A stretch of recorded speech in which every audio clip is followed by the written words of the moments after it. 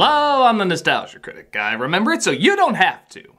If you were to tell me back in 1987 that Teenage Mutant Ninja Turtles was still gonna be around 30 years later after it first came on TV, 6-year-old me goes, yeah!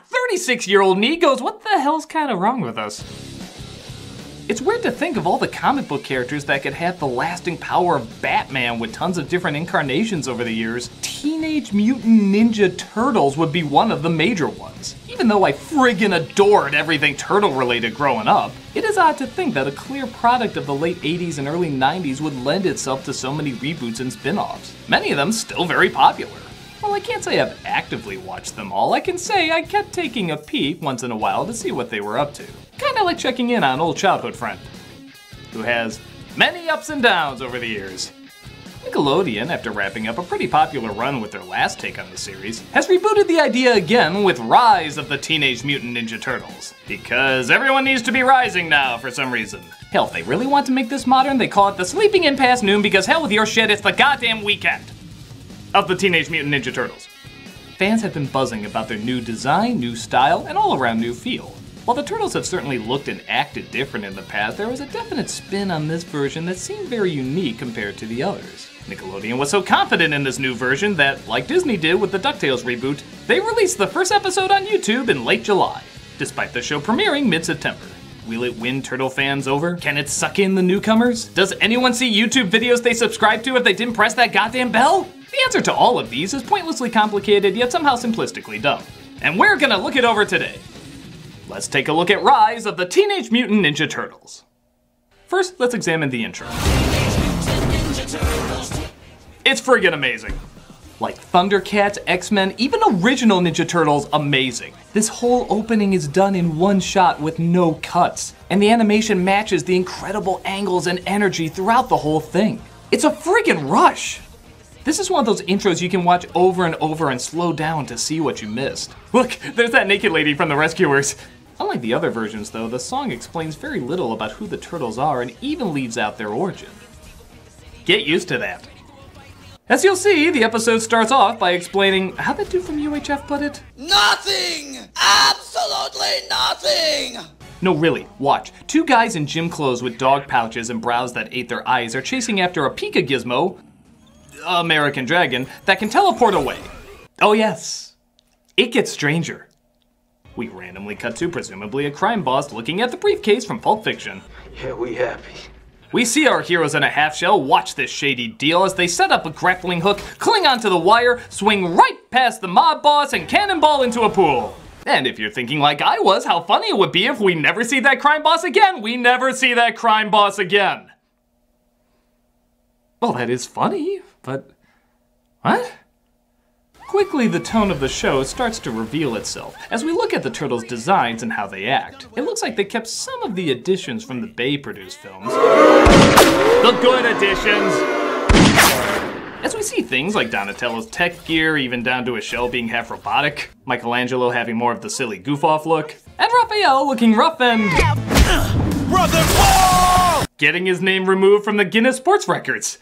What kind of shell roids is he taking? I mean, I like the idea of the Turtles being different sizes, but all of them are the exact same except for him. He literally picks up Michelangelo with one hand and throws him at one point. Did he also steal a tooth from Leatherhead, or is that just to open soda easier? He's looking like Clay Croc. We also get the one constant change in every Turtle property, April. If you step to my friends for stepping to you, for stepping to me, you gonna have to step to me. They've changed her so much in this franchise, Lando Calrissian is complaining about her to Darth Vader. I have altered April again. Pray I do not alter her further. This franchise is getting weirder all the time. But their looks are fine as long as it matches their personality traits, like Michelangelo. You must be this rad to ride that ride. The party dude, Leonardo. Oh yeah! The party dude, Raphael. Cannonball! The party dude, and Donatello, the machine guy. Note also a party dude. Based on our velocity and entry angle, I concur. Well, that's incredibly odd. At least April is there to act as... Who has crushed it? Give me 5 or 3. A party dude? Okay, I'll admit, it's not like the Turtles were the most fleshed out of characters. But in terms of their personality, you could still tell them apart. Despite them looking identical except for their mask colors, you still knew who would say what in a situation. For example, who's this? Why don't we just find these ninja thieves for her? And perhaps she could help us find a cure for Splinter's condition. That's the grounded responsibility of Leonardo. Who's this? Bingo. Yeah, we're dealing with a real mind here. That's the wisecracking cynicism of Raphael. Who's this? Rock, dudes! It's a place where we can get some pizza! That's the totally baked, dim-witted charm of Michelangelo. Now, let's try it with the other turtles. Who's this? Teriyaki shakedown always gets me so jazzed.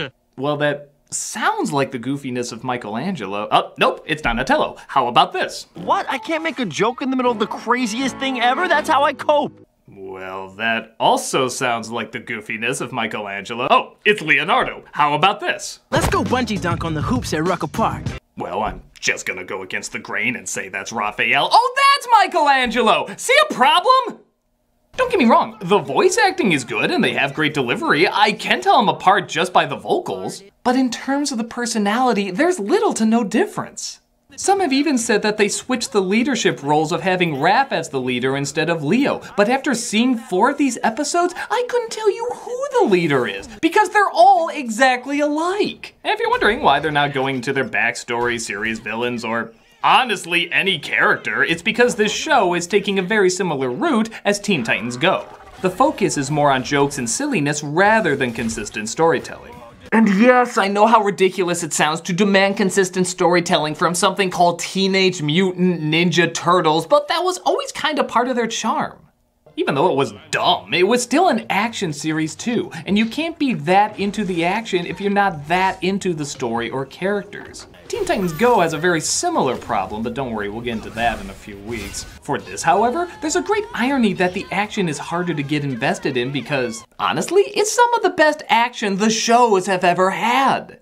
Watch to see what I'm talking about as we get back to the story with April and the Turtles coming across Pac-Man's furry here. The 2 henchmen turn into bug aliens riding their dogs as steeds. And the action just kind of starts without knowing what these 2 guys' personalities are. Look at them! Don't you want to know more about these 2 weirdos?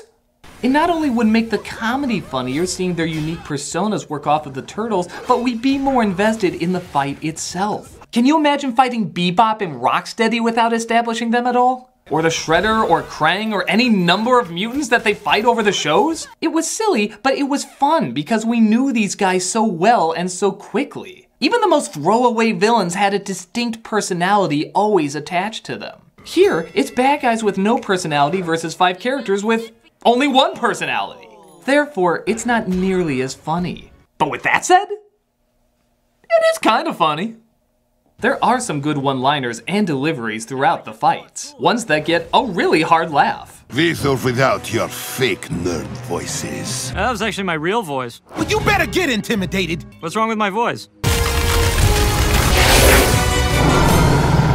So, you guys from Jersey? These are good jokes, but they're not personality-based. Any one of those characters could say those lines and get a laugh. But again, the animation is crazy amazing and those jokes do get legitimate laughs. Like I love this random pizza boy who just falls into an evil portal mid-fight. Good to know. April gets sucked in too, along with Wolverine's Build-A-Bear, and the Turtles have to figure out a way to follow them. Hey, April! Are your bits on the other side of the wall? Well, if it was Megan Fox, probably, but... Oh, by bits you meant... Oh, God, I'm sorry. I thought you were talking about... I think this is a good spot for a commercial.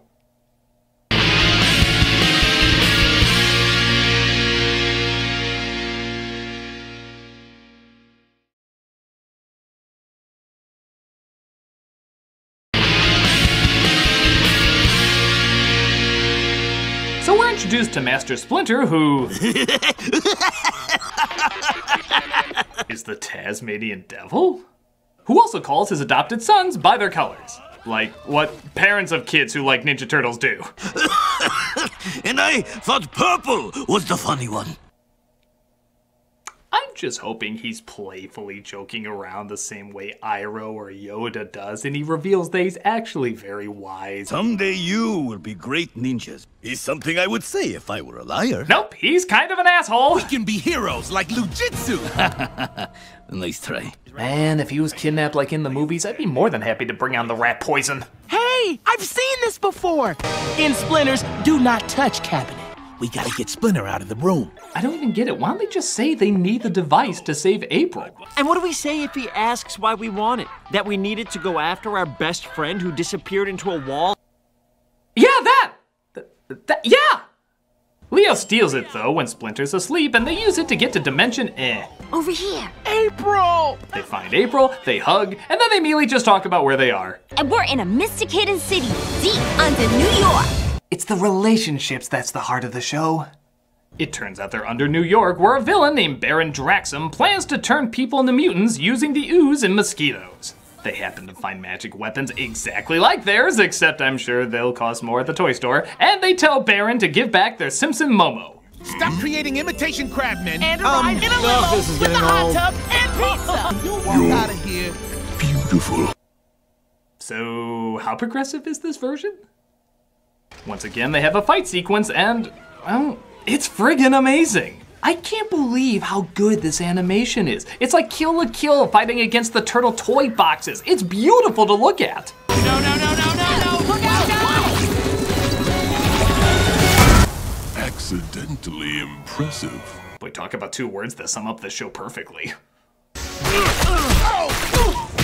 We don't spend enough quality time together. Oh, please not now, Mikey. Okay, you know there's gonna be enough slash art of you guys. You don't need to fuel the fire. Draxum's machine falls apart, destroying-ish him. Future episodes. And the Muppet Minion teleports everyone out, making you wonder why he didn't just teleport out before. Oh my god, am I applying logic to this show? Oh no! Splinter's doohickey! Oh no, who cares? Characters don't mean shit, just name your pet. You sure were good through all that mayhem. Hey, Mayhem. That's a cute name. Oh, and yourselves, I guess. We deserve a name like Mad Dogs! Mad Dogs? You don't think something like Ninja Mutant Turtle Teens or, I don't know, maybe we'll keep brainstorming. I mean, think about the European market. Hero might be better than Ninja. But oh no, a bunch of the mosquitoes get out and it's over 22 minutes. We'll just get them next time. And by next time, I mean not in the next 4 episodes. Yeah, the following episodes never address this, again focusing on more wacky comedy than continuing plot. So this one just ends with the voice actor asking us to give our thoughts. Alright, comment below, let us know your thoughts. No!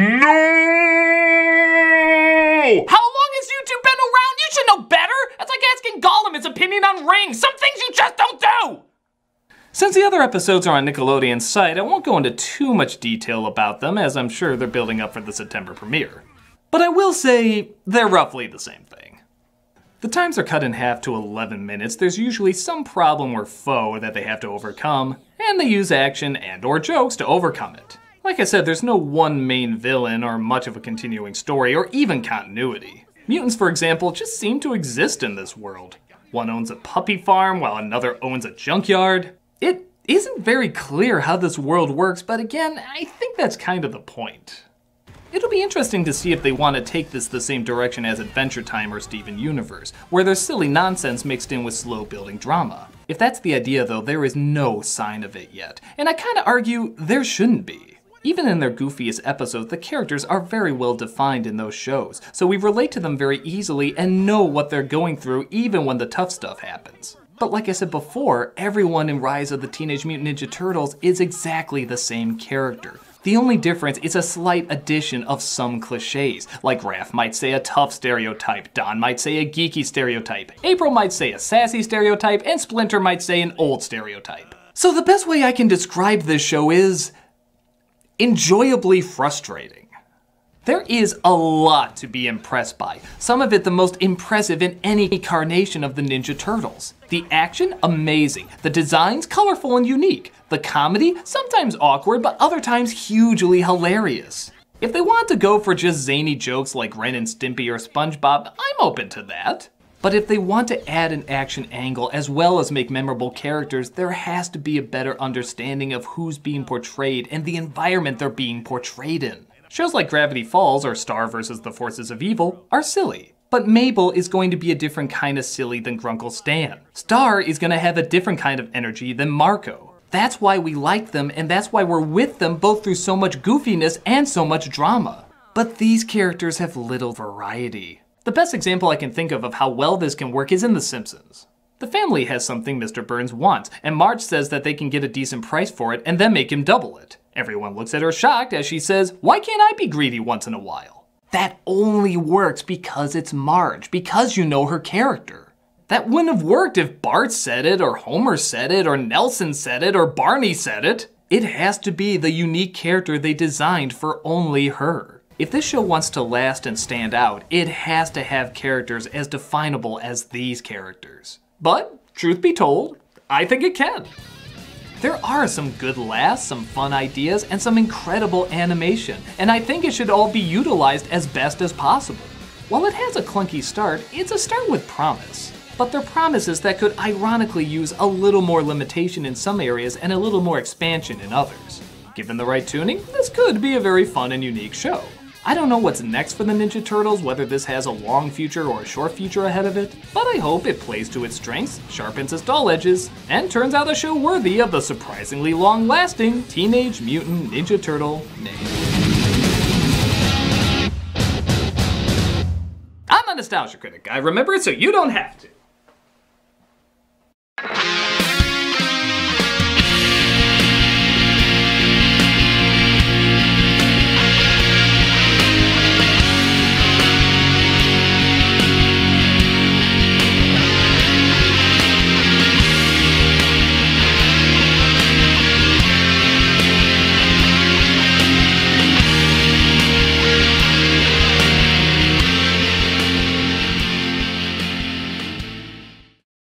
Hey, April! Are your bits on the other side of the wall?